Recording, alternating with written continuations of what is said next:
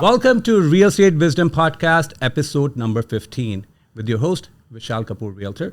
In this episode, we are thrilled to introduce Phil Russo, the owner of Heavy Duty Homes Incorporation. Phil's journey began in the early 2000s when he left his job to start PDR installations, specializing in small-scale audiovisual installations. And over time, Phil's focus shifted to larger-scale projects, leading to the establishment of Heavy Duty Homes Incorporation in 2018. With an extensive heavy-duty portfolio, they offer a wide range of services that can add significant weight to your home. And so join us and we explore a story and from Phil, how he formed his company and provide some wisdom to us regarding renovation, custom homes, what clients should consider if you doing a renovation and custom homes. So with that, welcome, Phil. Thank you. Thanks for having me. I know you're a busy guy, and it's every day I'm watching you on Instagram, like you're doing some rock star stuff with your beauty of Instagram. Yeah. Well, you're a showman, but at the same time, the quality and stuff like what you do, it's very visible, and how you take pride in your, whatever you do, and that's something like commendable. Yeah. Thank you. So, how's life? It's good. Just trying to work, trying to, build, grow. Right now, battling, pretty troublesome economy as well. I'm sure a lot of people in the housing market are up against the same.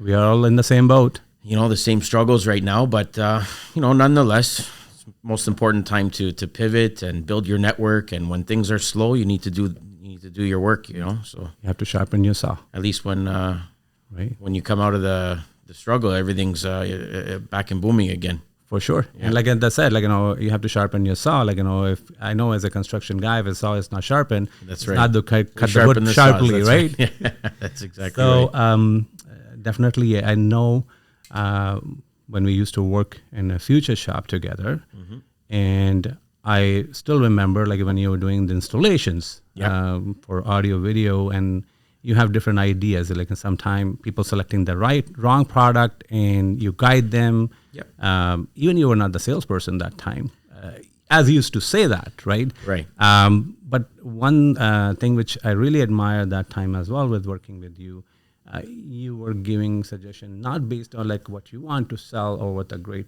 product is, depending upon person's need. Right. It's always depending on what's best for your customer. Oh, for sure. That's how you get repeat business. That's how you get a good name. And that's why, that's you did in 2018. And now you were telling 32, 36 employees? 36. We're up to a big team. Yeah. In-house divisions. And recently, about a year and a half now, office in Florida, South Florida. Yeah, I saw that too, in the Miami Wipes, right, with Heavy Duty Homes. Yeah. The office is in Coral Gables, Miami. We're working the whole southern tip. So kind of like Tampa to Fort Lauderdale, Broward County, and then right up to Miami. Right. Yeah.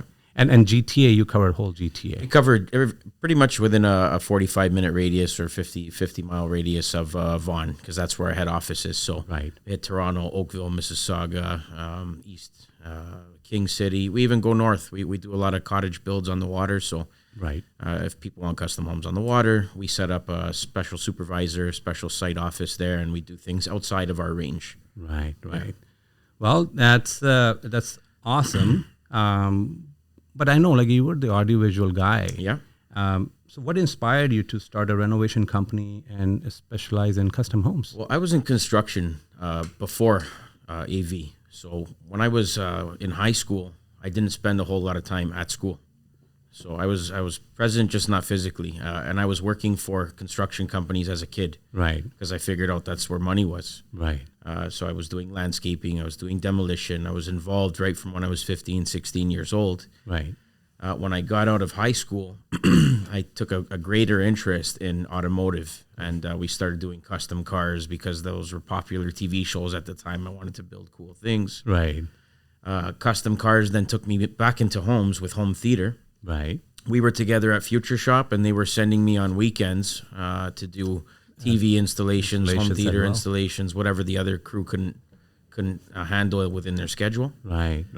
And that took me back into construction, believe it or not, because the people I was doing the theaters for started asking me to build theater rooms. Right. And then since I built the room, can you do a bathroom for me? Right. Can you do this? Can you do that? And then that's kind of what I did on the side. Right. While still working a construction job Right. in the union. And then eventually I got so busy with the side work that I said, you know what, I'm just going to go full into this and take on large projects by myself. And then even then, what I thought was large is very small to what I do today. Yes. You know, a basement, a bathroom, a kitchen renovation. And now we're doing full-blown homes, multi-homes, customs. We do 30, 40 renovations at one time, top to bottom gut jobs. So Right.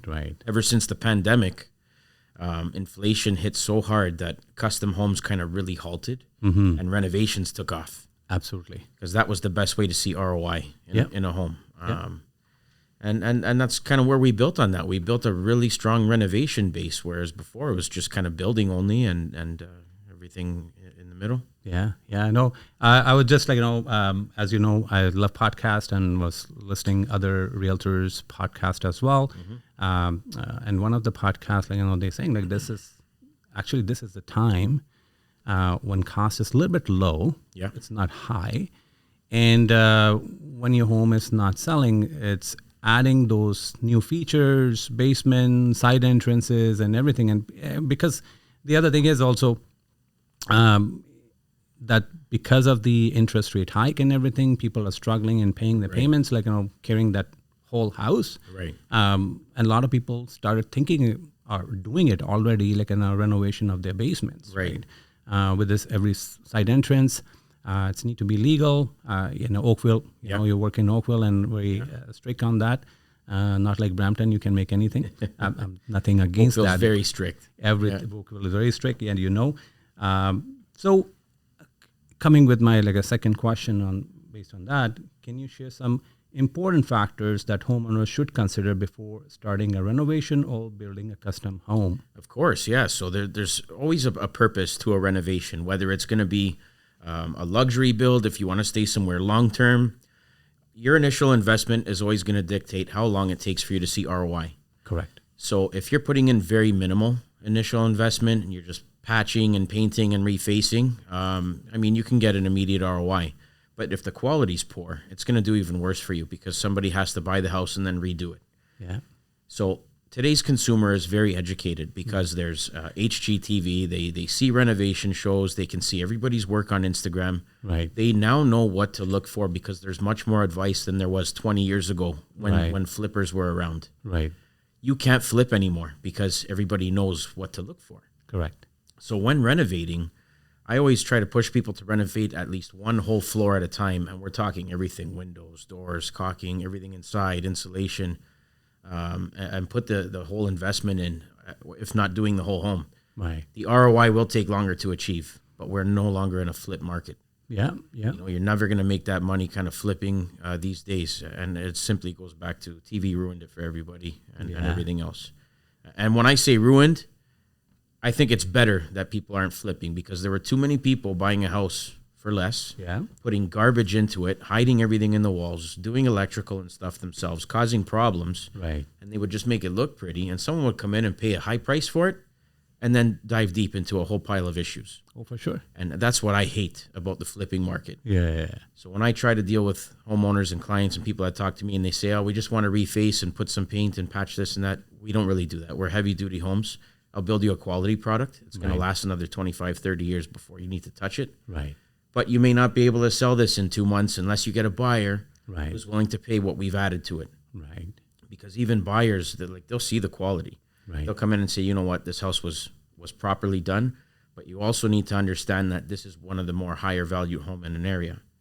So you never want to be the most expensive home in an area because it's hard to sell. Yeah, for sure. You like to be a lesser home in an area with more because you can get more for your house. For sure. So we kind of have that opposite effect. So it's in terms of ROI, our renovations don't really fly off the shelf. But anything cheap, you can get a lot of things that are quality built. Well, people have eye on that, and you touched the point. My concern always being when a renovation's happening and people asking for the advice and everything, and they want to go cheap because they're just making a basement apartment or it's just for rental, like they said. And then what happened? in a whole year, like they're fixing something or something is falling apart or anything, it's like too much work even. Well, even the renters themselves, they don't want to live in something that was slapped together. Oh, for sure. So they're going to treat it like it was slapped together. Oh, if you build a quality build, the renter will take pride in the space they rent. You took the words from my mouth, like, and I always said that if you don't treat somebody, like if you cannot live in that, right, and you're trying other people to live into that, forget about it. Yeah. How are you going to keep, like, the pretty good example, if you leave the garbage can in your staircase, like, for example, everybody will come and throw the garbage there. That's right. But if you keep it clean, nobody dare to throw that garbage over there. That's right. Right. And exactly, like, if you treat a tenant well, safety first, and also looking into that cleanliness, providing good quality. And you can get a little more monthly for your space. Absolutely. If you have a well-built space. People don't mind paying for more. That's right. Right. But they don't want to live in, environment. Like, for example, I have recently, I think, Disha was asking me that, they want to move out. And a reason, like I said, it's a year lease, but why do they want to move out? And she said, well, they don't like the space, they're not feeling that, right? And 3 months after that, they want to leave. So that creates the more hassle for the landlord, right? Because now they have to remarket, put it back in the market, repay the commission, everything. So here your cost. You try to save like a couple $1,000. Yeah. Not fixing that stuff, but you're thinking, that's okay. That's what it is. If people do basements and they don't touch things like HVAC or anything, the basement needs to be well built. Absolutely. It needs to be, they need to be able to sleep well. They need to not be susceptible to allergens and stuff. So we try to clean the air. We try to get HEPA filters in there. We try to make the place feel so clean and so well balanced, so usable that they want to pay more. There's almost a fight for who gets this rental. Yeah. So 3 things what they should consider in short words, if you can tell. If we're talking in rental apartments and stuff like that, I would say to definitely look for flooring. Like, you walk around, you feel the floors. If they're spongy and they're kind of falling apart, or if they feel dirty, typically there's no subfloor below. When we do our basement apartments, we put a subfloor system, minimal, a product called Drycore. Right. It'll keep a nice sweat barrier between. It stops mold from coming in. Right. One of the biggest things you go in as well, like number 2, if you smell bad, musty air, thick air, that's very bad. Typically, they'll put framing up. They won't vapor barrier properly. They won't seal everything. They won't fix foundation cracks. Mm-hmm. So now if you're going into a rental, you're going to be sleeping there. That's mold in the air that you're breathing every night. Right. Kids develop allergies from this, and sicknesses and forever long illnesses if you don't correct this up front. Right. That's number 2. And number 3 is access and function of everything. Mm-hmm. Cabinetry, appliances, everything needs to work. You should have zone control, zone dampering for your HVAC systems. A lot of people will do a whole apartment and then not want to do any dampering. What that does is you're living with what the people upstairs set their temperature to. Right. So if it's really cold in the upstairs bedrooms or vice versa, it's really hot in the upstairs bedrooms and cold in the basement, you're always going to have the total opposite effect of what they need upstairs. Right. So I try to add zone dampering or second zones when we're doing these big basement apartments and separate rentals, because it's nice to have your own air control. Right. These are things that you can charge more for. For sure, like, definitely, like I said, like, if it's a quality product, it's providing you, giving it the positive vibe when you enter in the basement. It doesn't feel like basement. And so many times it happens, like, people say, I know it's $100,000, $100, $200 or $300 more. Yeah. But I want to live over here. And that's just it. We call our basements, we call them third floors. Correct. So it shouldn't feel like a basement. It should be an extension. It should be a third floor of the home. And so now if we're talking, you're going to drop $80,000 on a basement. Right. Why not call it 100? Yeah. Let's address the issues, address the cracks, fix the foundation. Let's add the zone dampering, upgrade the appliances and cabinetry.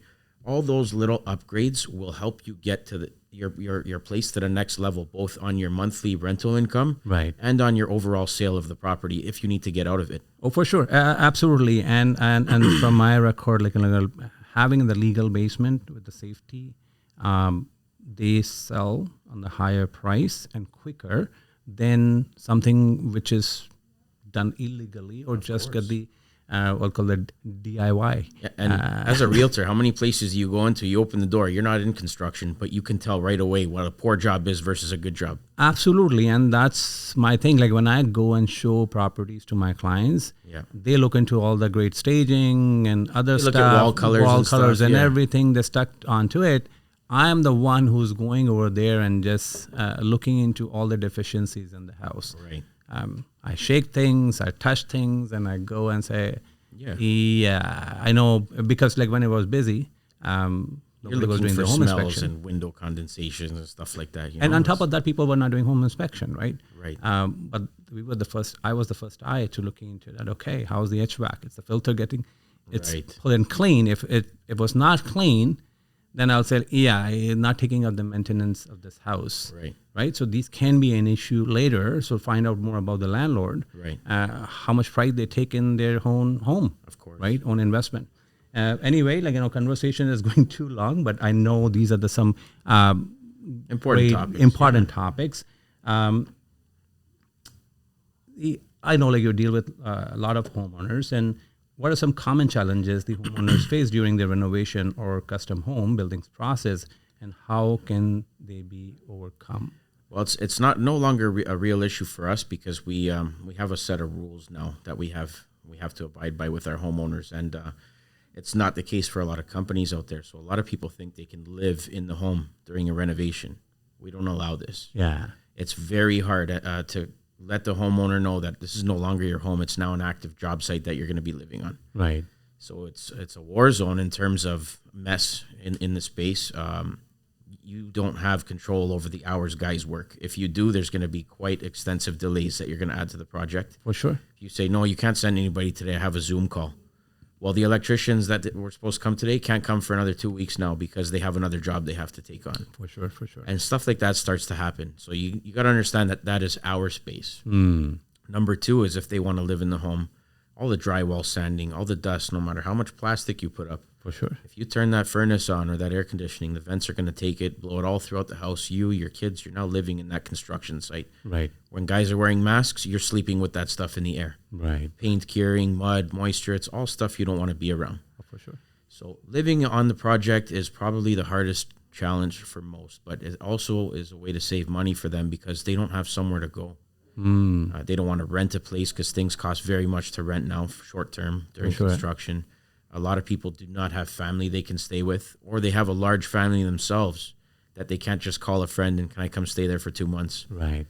So these are the biggest challenges. When people want to get into a larger construction project, you need to look at all logistics, not just the construction. Right. Where you're going to go, where your stuff is going to go, your furniture, your clothing, and what the cost is for that. Yeah, for sure. No, that's a great point. I think that's how I do my business as well. When I'm putting a house for sale, that looking into that logistic and giving them the explanation why it's important and how it's going to benefit them without disrupting their daily life because it's a big disruption, right? Yep.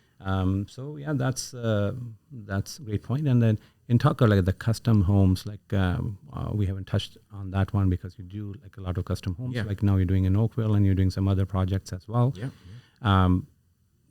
For that easier, but what are the challenges they feed on that when they're thinking about building custom homes? It's more red tape. So depending on the municipality you're building in and where it's located, we have a build in Toronto and Rosedale, and they actually sit on TRCA land, which is Toronto Region Conservation Authority. So any type of construction that goes on there, you have all the city guys up your ass every day. Put fences here. No, you can't work. Oh, there's runoff. There's silt. There's a pond. So there's a lot of delays in terms of government red tape depending on where you're building. Right. Like you made a joke earlier, Brampton, nobody gives a crap about anything. You can build anything. That's an easier municipality, but also one that doesn't achieve the same ROIs that you do in other areas. So when you get into more prestige neighborhoods like downtown Oakville, Toronto, King, region of King and all that, or even Muskoka, Lakeshore, if you're building waterfront Muskoka, the conservation guys are there weekly inspecting your site. They can shut you down at any point if they see something they don't like. Yeah. So you have to take those delays, fines, and fees into consideration when building. Well, that's true. Like a red tape definitely delayed, but I think it's also the It's a good process. It's a good thing to have. Yes, definitely they can expedite, and sometimes they get too anal That's about the problem. it, right? You always get somebody who feels like they're a police officer, Yeah. and it's Yeah, you got to work with the homeowners too because it's their money. correct. You don't want correct. to hurt people financially. Oh, for sure. Like, I have like, one of my realtor friend over here building their daughter's house.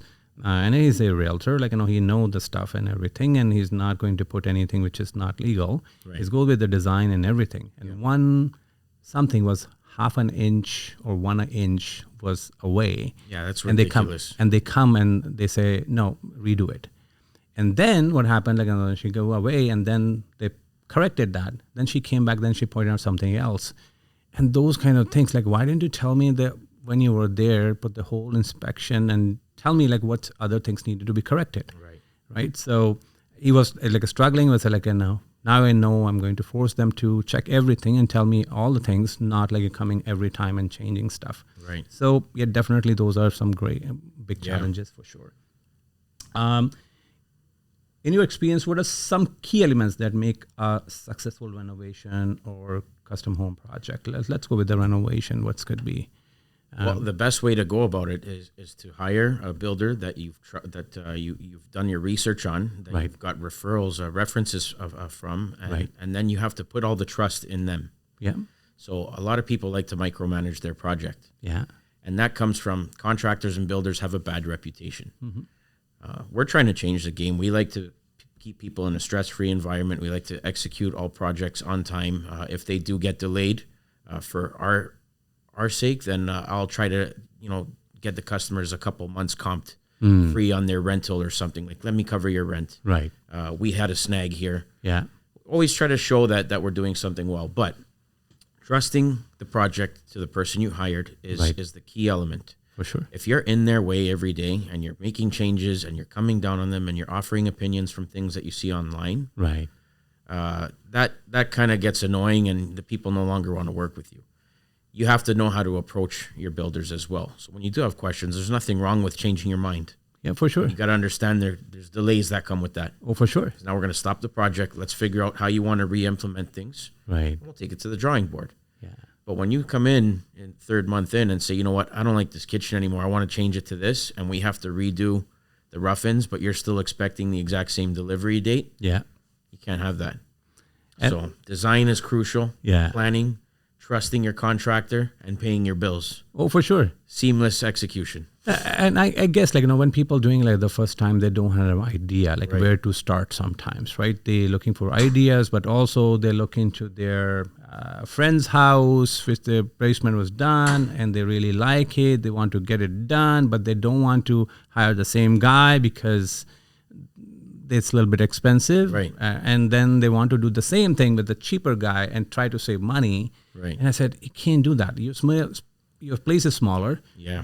The thing which you're looking for are bigger. Yeah. You're not looking into functionality. Right. And that's where we come in. And as a realtor, I'm like, what sells, what doesn't sell, what people like and what people don't like. Well, and that goes back to design. One of the biggest problems I face is my competition. A lot of the competition that does projects like us, they'll go in and not price material. No.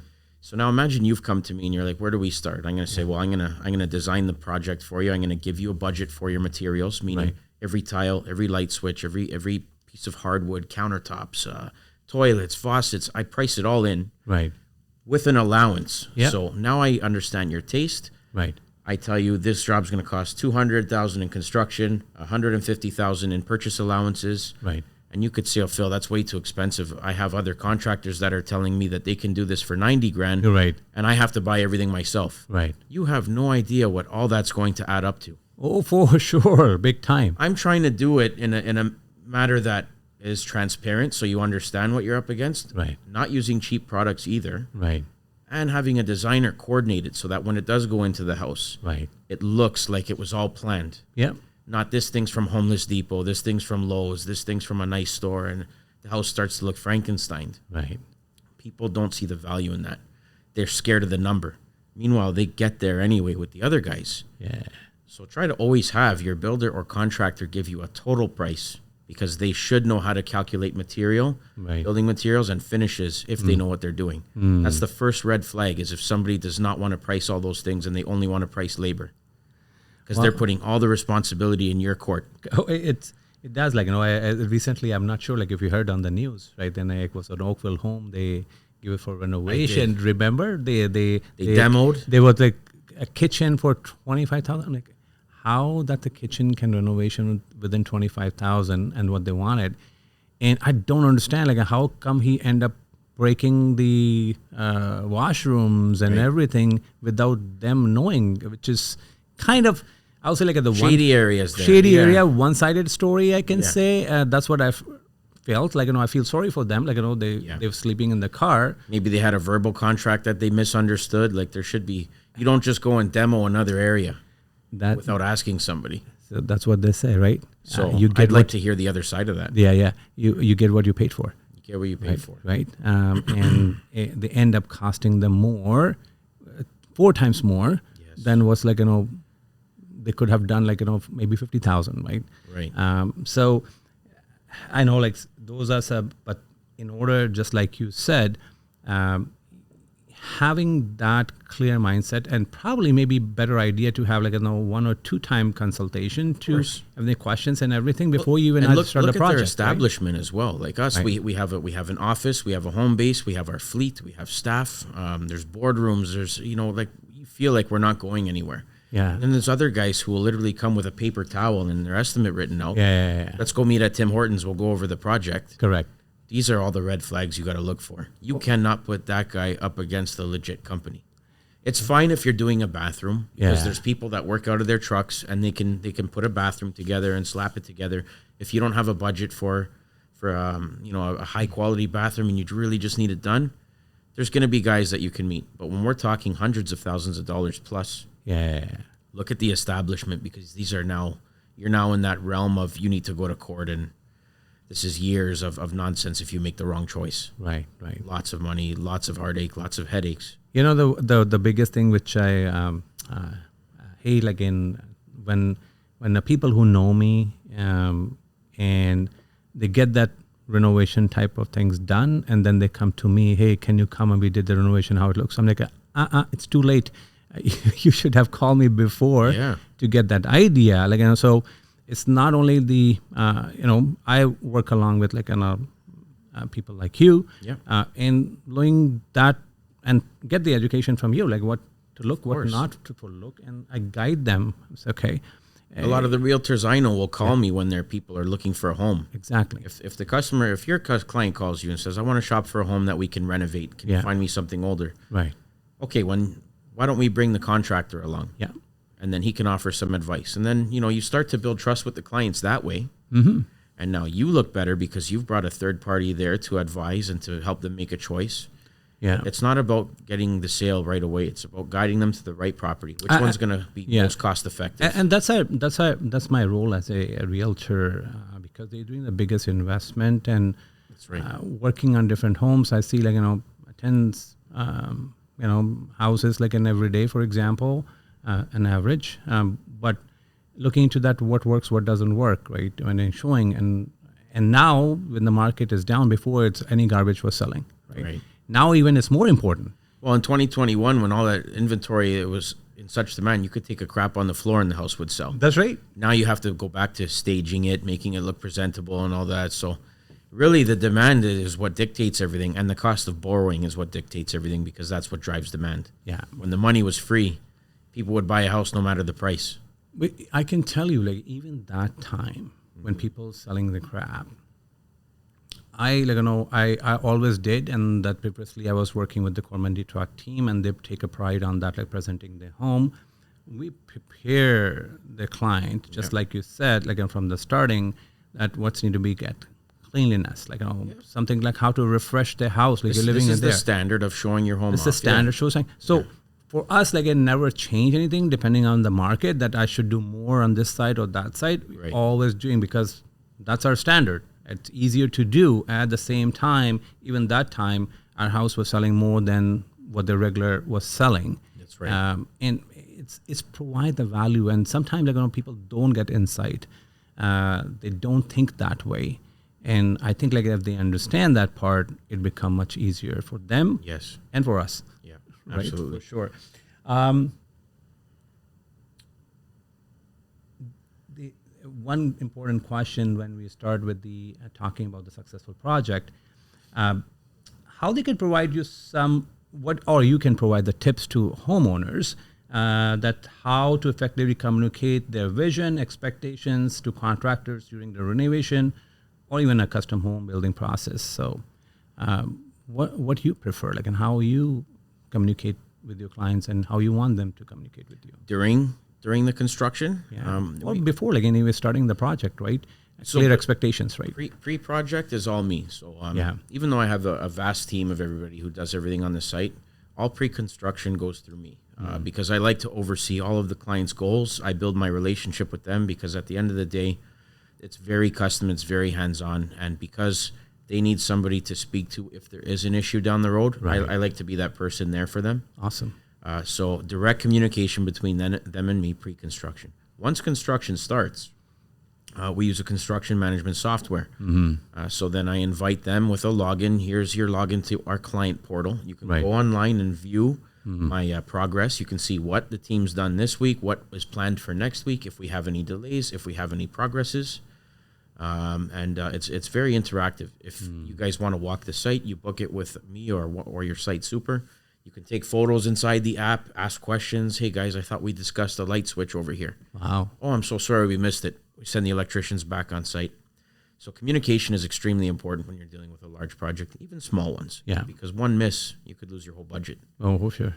So we try to make sure that there's no misses. And when you're doing a full top to bottom build or renovation, there's 300 line items that you need to get through. Right.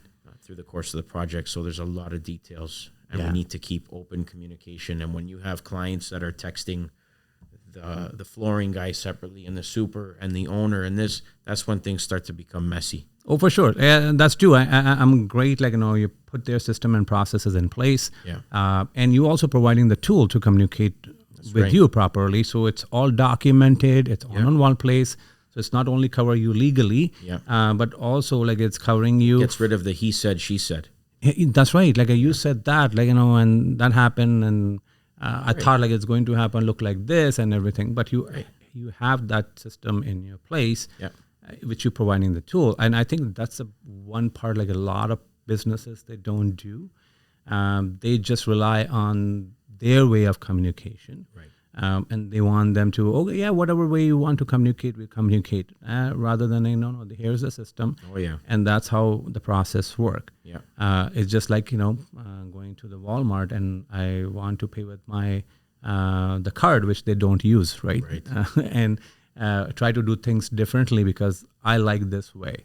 Exactly. But now you have to go and follow the process, right? If you're doing self-checkout, like, you have to do yourself. If you're getting assisted one, like and belts, like, and you have to wait in the line, it's a process work, right? So there's only one way. There's only one way, and that's pretty interesting. The point, like, because you have that, but a lot of contractors, not necessarily they're great contractor and everything, but they still go like a old school. Phone, text, and everything. Most of them. And still they do the probably project. less than 5%. So still they do project, right? Yeah. So and it's like some successful one, like, because they take pride in what they do, and that's how become the successful. Maybe they don't have a system process which they want to use, but even from the client side. What do you want from them? If let's say, like, you don't have this system, what do you want from them? Even they having discussion with you, or even during the project. Everything needs to be done through correspondence. If you don't have a software, every request should be either emailed. Text messaging is kind of hard because people forget to respond to text, or they forget. Yeah, you could text your contractor and say, "Can we add a pot light? In the upstairs hallway over here?" No problem. But what if he's on another site? What if he got a call right after he received the text? Right. Forgets about the pot light. The guy's drywall. The wire's not there now. And then a month later, you're ready to move in. You're like, what happened to that pot light? Yeah. Now it adds a delay. We got to break the ceilings, run another wire. So if it's in an email, people tend to leave it unread until they have time to address it. It'll stay there. It won't get forgotten in a long chain of messages.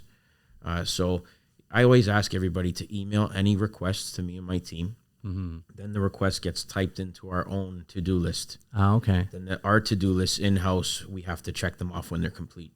Nice. You have to avoid this, texting or calling. Don't ever call the contractor and ask him to do something. You can call and ask for advice. Yeah. And then even as a client to do their due diligence, say, okay, great. Yeah, you can do that. Yeah, it sounds good. I'm going to email it to you anyway, just so you have it in writing. Yeah. That's the best thing you can do. Awesome. Yeah. Like I said, the clear communication really take care of like big stuff. It's not the small thing. Yeah. And I appreciate that giving your advice on that. Yeah.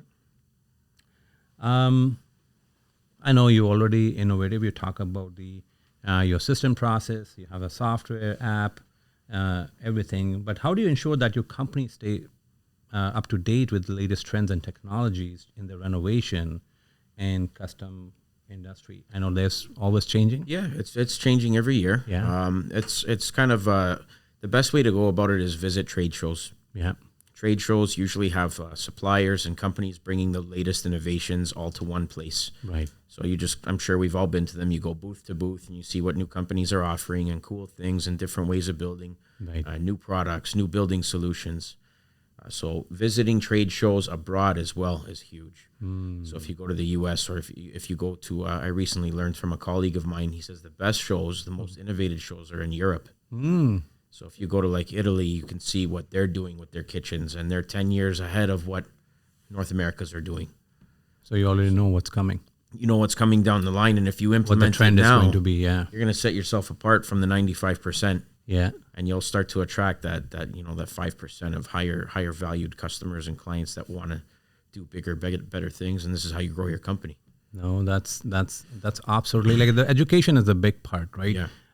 Just not relying on like the social media, Instagram, and say, yeah, this is what the trend is going on. Sure. Going there, like physically and looking into that, I think in any product which you're looking into that sustainability, right? Yeah. Design, color, functionality, everything like it comes out then. And not all clients want or appreciate the innovation. Sometimes people just want simple, traditional, and there's nothing wrong with that. No. But you need to be educated yourself for those customers. Oh, for sure. For sure. Otherwise, you won't get yourself a seat at the table of the people pricing that project. Right. I'm just talking to you. I'm just thinking about why I don't go to all the home renovation company. So make sure next time, also inform me what's going on. Yeah, for sure. And I love to go and see that one, so I educate myself. I do because going to homes, I know what's trend is going on and what's coming with the new build, pre-constructions and everything. But and this is I know it's more in depth. Right. What kind of material. Yep. You also know the terms, what they call. Sometimes I called the realtor and I said, it's a hardwood or it's a laminate. It's hardwood. And we go and say, no, it's laminate. Right. They have no idea. It looks like wood. Yeah, it looks like wood. It must be wood, right? That's great. I know we touched about the red tape, and we talk about the town and city department. Are there any specific permits or regulations that homeowners should be aware of before starting a renovation or custom home project? Almost everything needs a permit. Technically, you need a permit to change a plumbing location, something small and simple. They want to. Even I heard they required technically to change the hardwood as well. To change wood, well, depending on where you're living. Not all municipalities do, but if it's rule of thumb in the contracting business is if it's a cosmetic change, we tend to ignore the permitting process because it does add a lot of unnecessary red tape.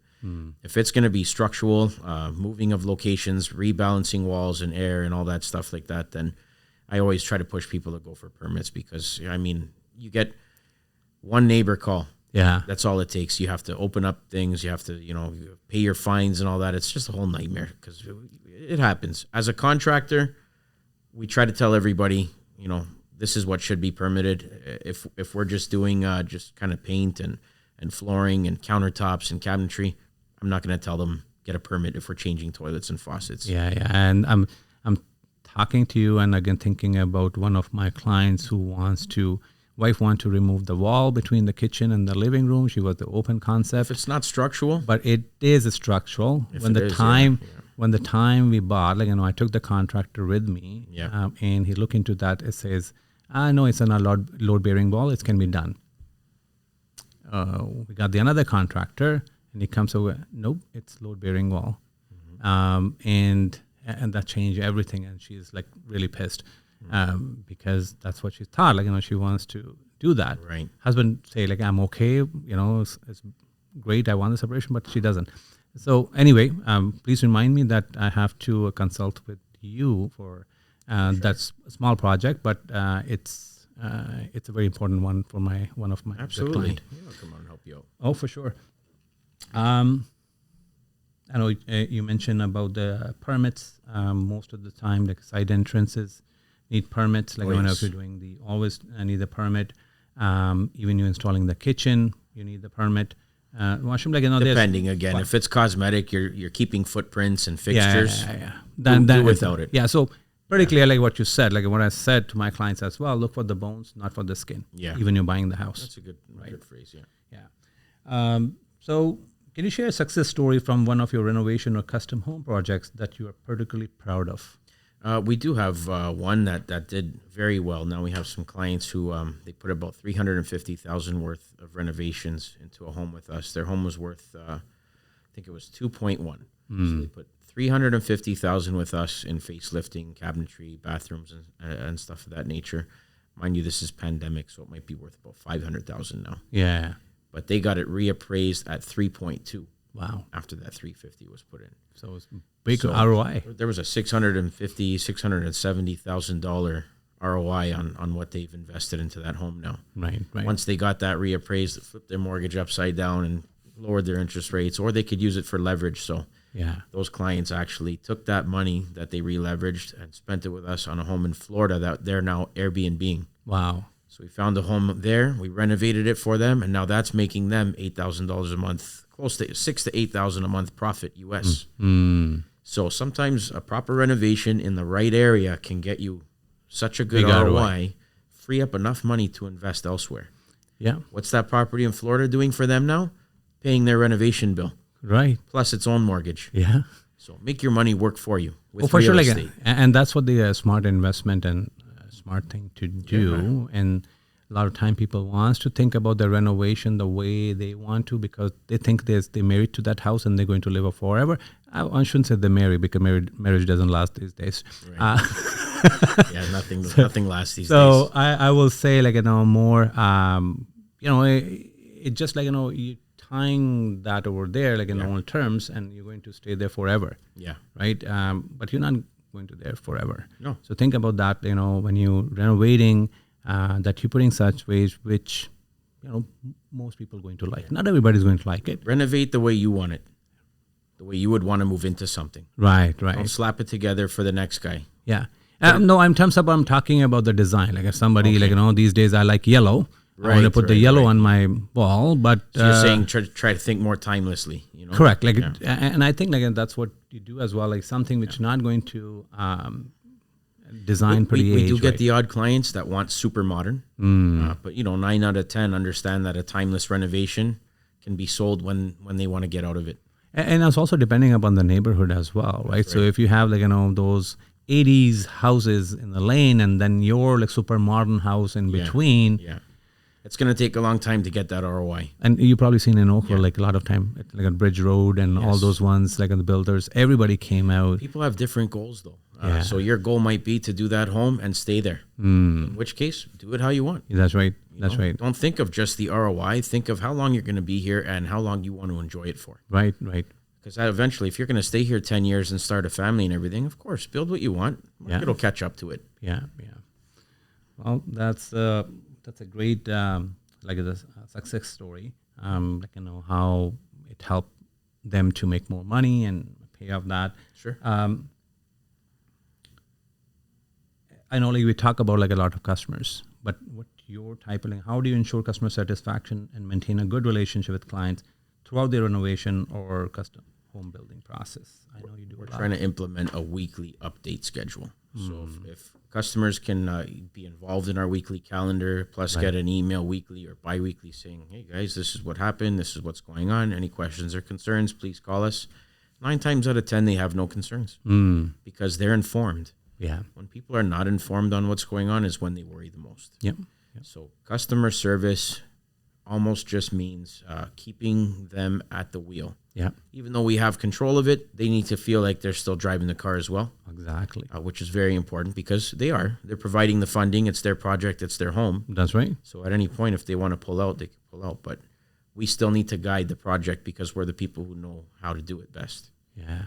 So communication is the best form of customer service because you almost have to not do any of it if you're communicating with them regularly. You save a lot of time, a lot of hassle, and a lot of expenses. Yeah, and we learned that the hard way, as most companies do.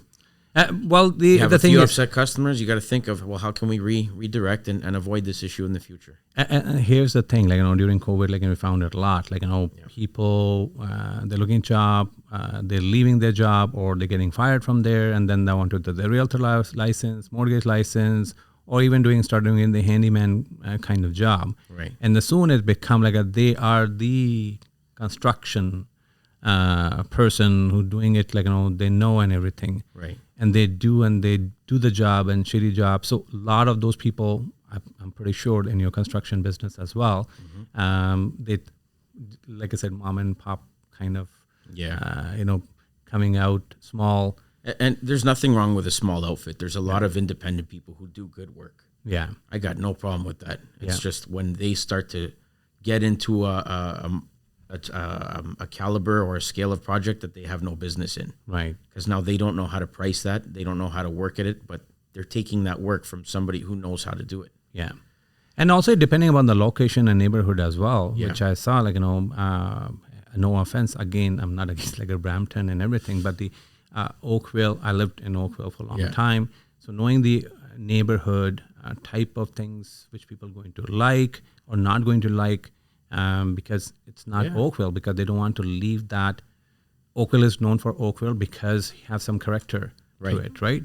And it's high-end one. There's so much character in Oakville. Right? Yeah. But now I'm seeing on that, some of the pre-constructions guy, coming in, and they have the experience of doing that shitty, quickie, not so quick. They're trying to do that cheap, in Oakville. Yeah, and they're trying to build those custom houses.